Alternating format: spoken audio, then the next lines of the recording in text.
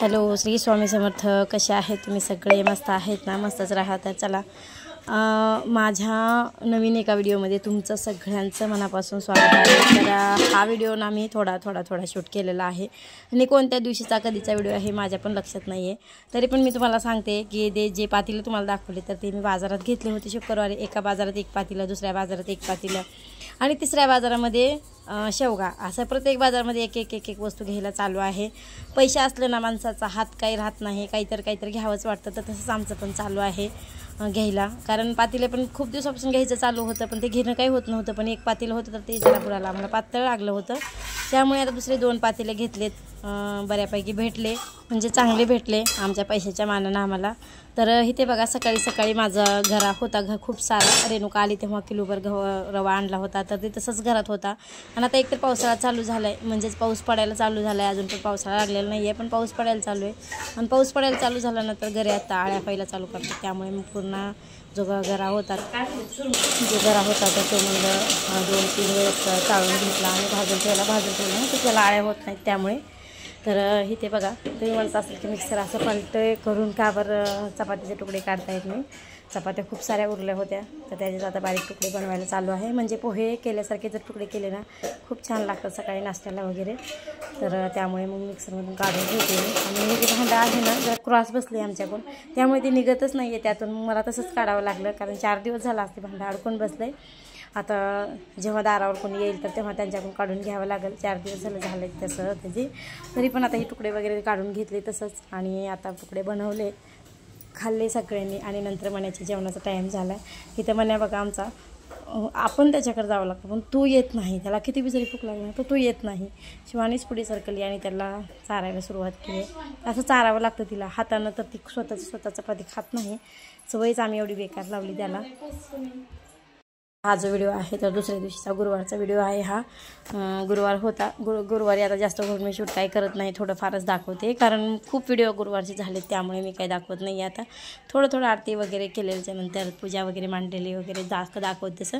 तर आता इथं माझी आरती वगैरे झाली आणि आरती झाली ना तर पूर्ण घरामध्ये जे आरतीचं म्हणजे कापूर, तुपाची वात जी लावलेली असते तर ते सगळं घरामध्ये देऊन घ्यायचं. म्हणजे जे निगेटिव्ह जे आहे तर ते सगळे बाहेर जाते. त्यामुळे आणि तसं पण आपल्याला पण प्रसन्न वाटतं. निगेटिव्ह तशी तर काही आपल्या घरात रोजच कुठून येणार नाही, पण काही सांगता येत नाही कोणाच्या पायाने येते, कशी येते, काय येते, काही सांगता येत नाही. त्यामुळे कारण एखादे बापरे तुमचं घर किती छान झाले, पण ते चांगल्या मनाने म्हणतात का वाईट मनाने हे आपल्याला माहीत नसतं. त्यामुळे त्यातून पण निगेटिव्ह जे आहे तर ते घरात येत असते आपल्या. त्यामुळे मग आरती धूप वगैरे जे बी काय आहे ते सगळ्या घरामध्ये फिरवून घ्यायचे आणि नंतर मग बाकीचे कामं करायचे. तर इथे बघा, उंबरठ्याचं हळदीचं लेपन आणि पूजन झालं होतं, पण धूप लावायची राहिली होती तर तीच लावून घेतली. आणि आज ना शिवानी आणि समदोगी जेवणाऱ्या होत्या, त्यामुळे त्यांना बटाटा बनवलं होतं. ते बटाटा त्यांना बघूनच खूप लाल दिसायला होतं, तिखट झाले का काय, कारण चटणी नवीन आणली होती बनवून आता. त्यामुळे तर इथे ना झाडाचं आज थोडंसं झाडाचे फांटे वगैरे खूप सारे वाढले होते. तर ते बरेच दिवस झाले त्याला बघितलं नव्हतं. आता कंप्लीट महिना झाला असेल आता बघितलं नव्हतं त्याला. त्यामुळे आणि हे जे झाड आहे ना हळदी कुंकाचं झाड म्हणते त्यांना छोटंसं, हे जे पण तुकडे कापले ना आपण छोटे आणि दुसरीकडे लावलं तर लगेच उगवतं ते. त्यामुळे मी पूर्ण असं पालतं पडलं होतं म्हणून ते सगळे तुकडे काढले आणि त्यातच पूर्ण फुल असं रवून घेतलं. आणि एक फांटा राहिला होता तर छोटंसं गाडगं होतं, तर त्यातच तो फांटाला रवून ठेवला मी छोटंसं. आणि मनी प्लांटचं जे झाड आहे ते खूप मोठं होतं आणि पूर्ण जे त्याचे फांटे आहेत फांद्या तर सगळ्या खाली लोळायल्या होत्या. तर ते खाली पडत जाऊन झाड असं म्हणतात, कारण त्याचं नावच आहे मनी प्लांट. असं म्हणतात की मनी प्लांट जसं वाढेल तसं आपल्याकडे पैसा येतो असं म्हणतात, पहिल्यापासूनच म्हणत आलेलं आहे. आणि आम्ही जेव्हा लहान होतो ना मनी प्लांटचं झाड मग आम्हाला वाटायचं की त्याला पैसाच लागतो की काय, कारण तेव्हा काही समजत नव्हतं. त्यामुळे पण आता समजायला लागले आणि खरंच आहे, हे झाड जसं वाढेल ना तसं आपल्याला अनुभव येतोच प्रत्येक गोष्टीचा. घेतल्याच्या नंतर अनुभव येतो, नाहीतर मग एखाद्याला नाही येत.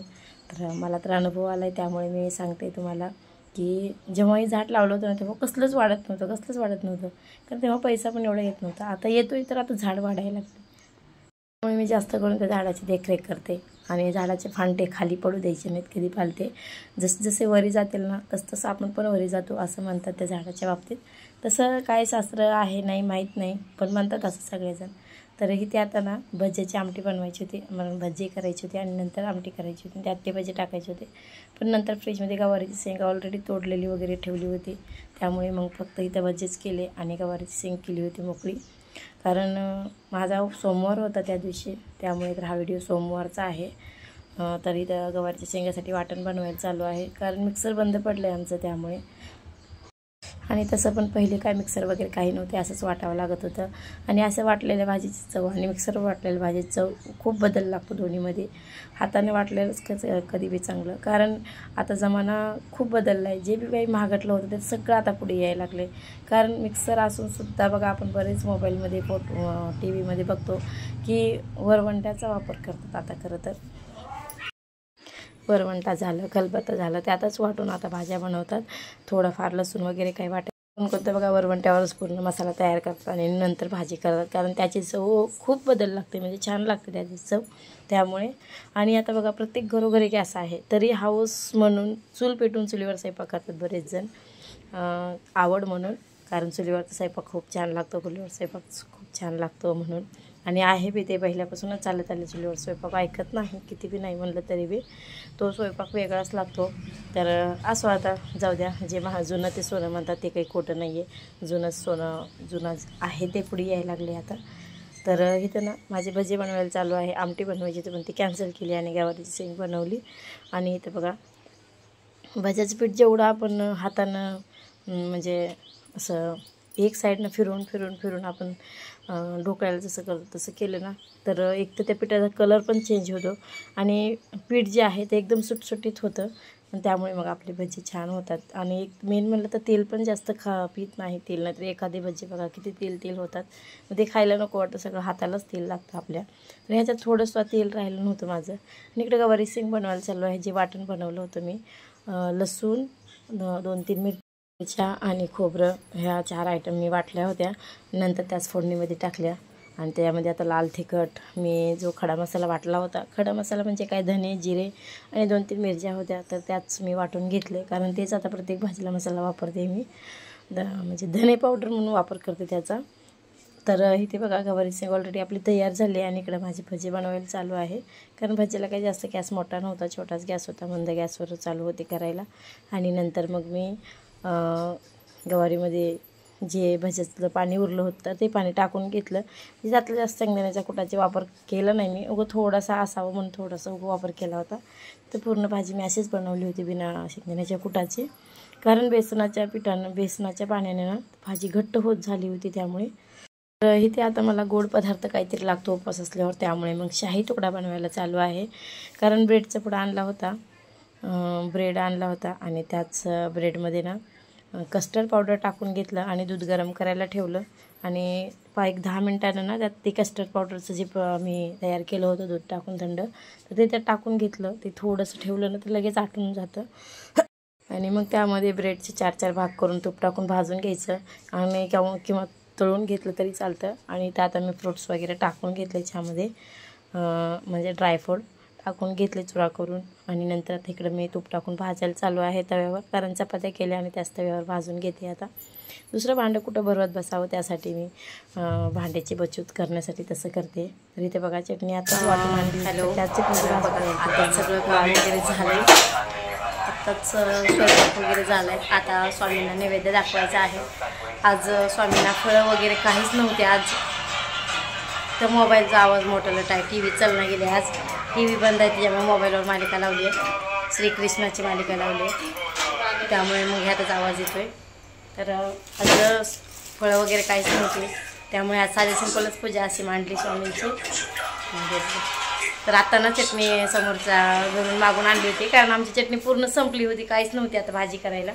तर 2 चमचे आणली होती, तर ते जाता समोर घेऊन गेले लगेचच, कारण चटणीला टाईम होता. आज दिवसभर लाईट नव्हती, लाईट नसल्यामुळे चटणीचा काही मिळच लागला नाही. आणि चटणी असं आहे तोपर्यंत आम्ही वाटून आणत असतो, पण यावेळेस खूप उशीर झाला चटणी वाटायला, त्यामुळे मग आम्हाला कधी नाही ती उसणी मागून आणावी लागली. कारण देवाच्या घरला गेलं, आपण तर माणसं आहेत, त्यामुळे किती बी कोणाला काही नाही मागायचं म्हटलं ना तर थोडी का होईना गरज पडतेच माणसाला, पडते म्हणजे पडतेच शेजाऱ्या बाजाऱ्याकडे जाण्याची. तर तसंच आज आम्हाला गरज पडली होती. तर असं जाऊ दे आता. तर दिलं लगेचच रिटर्न, कारण आता जर आपण दिलं ना माघारी तर दुसऱ्या वेळेस आपल्याला आणायला काही वाटत नाही, त्यामुळे लगेच दिले. तर आता स्वयंपाक वगैरे झाला आहे. आज शाही तुकडा केला आहे, मागे पण एकदा केला होता, पण तेव्हा असं लाल व्यवस्थित असं भाजलं नव्हतं. आजचं व्यवस्थित भाजलं आहे. तेलातून तळून काढलं तरी चालतं आहे, पण तळून काढलं ना सगळं तेल तेल झालं असतं, त्यामुळे तूप टाकून भाजून घेतलं तव्यामध्ये, चपात्या केल्या आणि त्याच तव्यामध्ये भाजून घेतलं. त्यामुळे तर आता शाही तुकडा बनवला आहे, चपात्या आणि गवारीची शेंग बनवली आहे.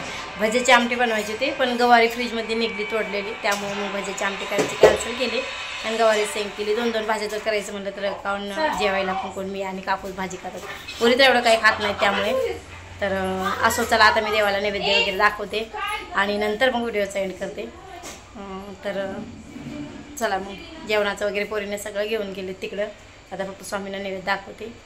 तर चला आता आपलं जेवणाचं जे ताट आहे ते पूर्ण तयार झाले आणि शाही तुकडा जो आहे तर तुम्हाला कसा वाटला नक्की मला सांगा, कारण खायला पण खरंच खूप छान लागतो, त्यामुळे तुम्ही पण एकदा नक्की ट्राय करून बघा. तर चला आजचा व्हिडिओ कसा वाटला काय वाटला नक्की कमेंटमध्ये सांगा. आणि हा व्हिडिओ तुम्हाला चौथ्यांदा येत आहे, कारण हा व्हिडिओ शूट करून 4 वेळेस टाकला पण काही येतच नव्हते, त्यामुळे आता जेवायला वाढून घेतले. आता आम्ही जेवण